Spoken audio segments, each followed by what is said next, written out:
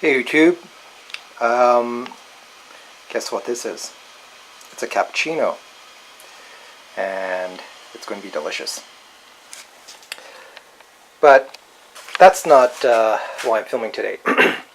There's my bike, my T150, and if you've seen from the last video, I smashed my headlight quite badly on a trail, completely destroyed it. So I was faced with potentially either buying a brand new headlight, it's around $130, or trying to put in an LED headlight.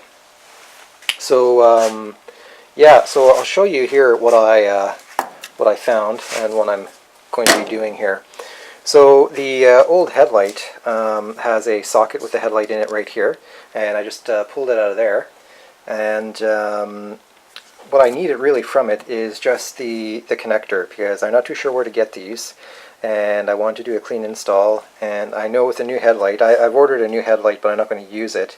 A new headlight will come with one of these, and so I really don't need it right now. So I'll put that away. And what I'm left with is this connector. As you can see, I've isolated the wires that I need. So that's going to be right there. And then next is a AC/DC converter, because the power coming from the bike is AC, and to use LED headlights or any kind of LED lights, you need DC coming out of it.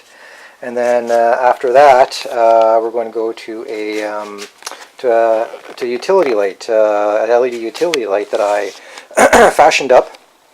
I made some mounts and installed. It's not exactly the size of the opening, as you can see, but I think it will be okay. That's what the profile looks like right there. Here's the mounting plate that I made out of aluminum. It comes with a aluminum swivel stand, but I needed somewhere to mount it more securely, so that's what I fashioned up. I'll show that to you from the back side, right here. So here we go. That is the plate right there that I fashioned to mount it. And then I also fashioned an aluminum plate right here. I tapped into the aluminum housing of the LED light. There's, as you can see, these little sockets there, just holes. There's a couple other ones up here, so I just tap them and drill them so that it secures the light here, because it's a pretty heavy light itself. It weighs quite a bit. And then I also mounted it up here so that it doesn't flop around in there, because otherwise, you know, while you're riding, it will just flop around and break off. So it's well mounted. There's more work in mounting this thing than anything else. And yeah, I plugged it into a battery, and it's quite bright. So I think it's going to work out nicely. Yeah, and so the light itself is just a you know, utility light right here. It says it's 1400 lumens. Yeah, and it's you know, basically for ATVs and all that. Yeah, never seen anybody do this, but I'm going to try to give it a shot and see how it comes out. So next thing I decided to do is I'm going to solder the ends up here, and put some shrink wrap around it. I was originally just going to use these you know, sealed connectors, but I'm going to actually just do a proper solder job. And yeah, anyway, so I'll just set up the camera and do that right now. Alright, so I'm going to get a little bit of flux on here to start with, on all the connections, just to get some solder on them. So that's flux. It's kind of like it's a paste for anybody who hasn't done any of this kind of stuff before. Let's see here.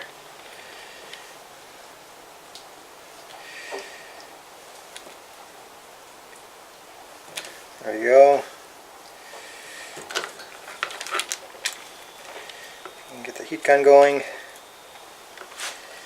And all I'm going to do is just get get some solder on the wires first.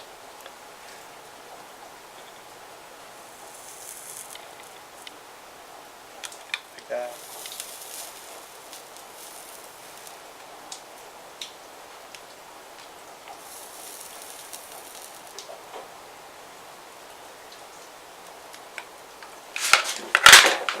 Okay.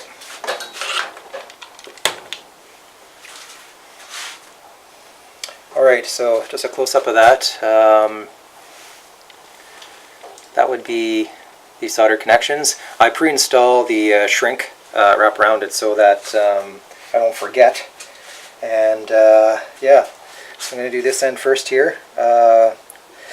Positive with positive, negative with negative. It may or may not make a difference. Some LED lights do care.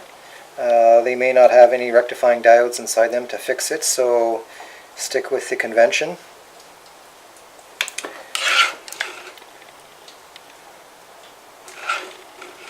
This is the tricky part here, doing it with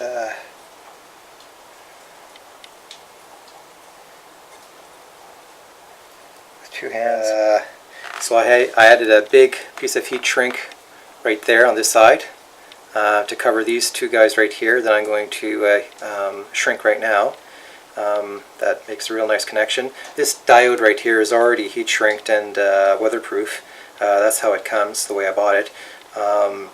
It is called a AC to DC converter. It's a 30-watt converter, 1224 volt. You can buy these things on Amazon. I bought it at a local LED shop, and yeah, so and it was only $9, so that's pretty good.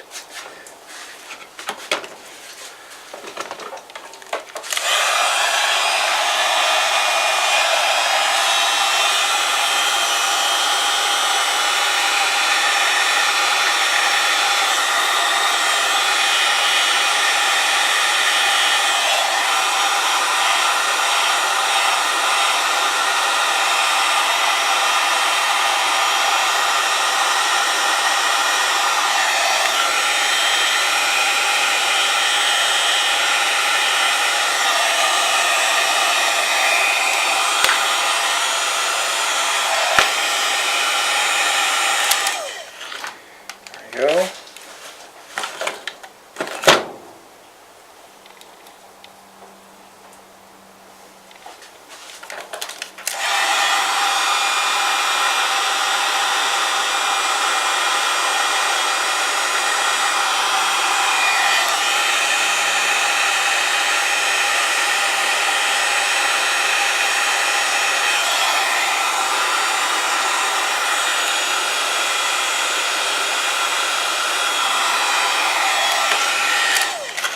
Alright, so that's what that looks like right there. And now I got to do the same thing on the other end. Looks like it's set up.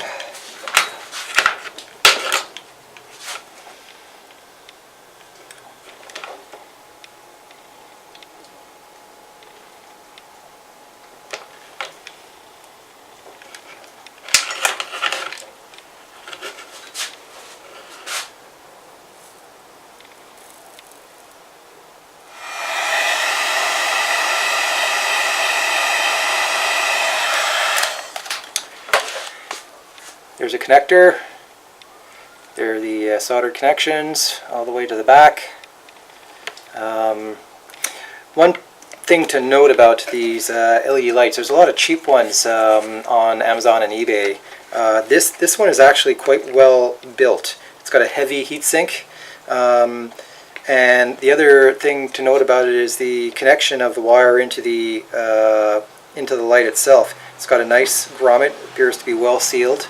So this should work well, but there's a lot of junk ones out there. This one costs around $60, but there's some cheap ones out there that just won't do.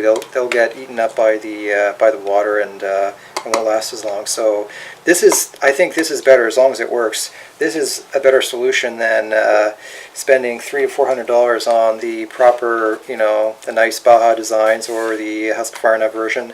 Yeah, they integrate better and they look better, but let's see what this is going to look like.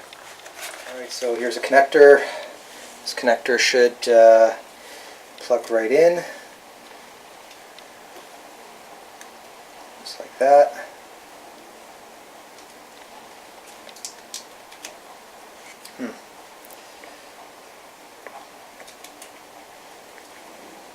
There we go. Connector is in. Everything looks good. Yeah.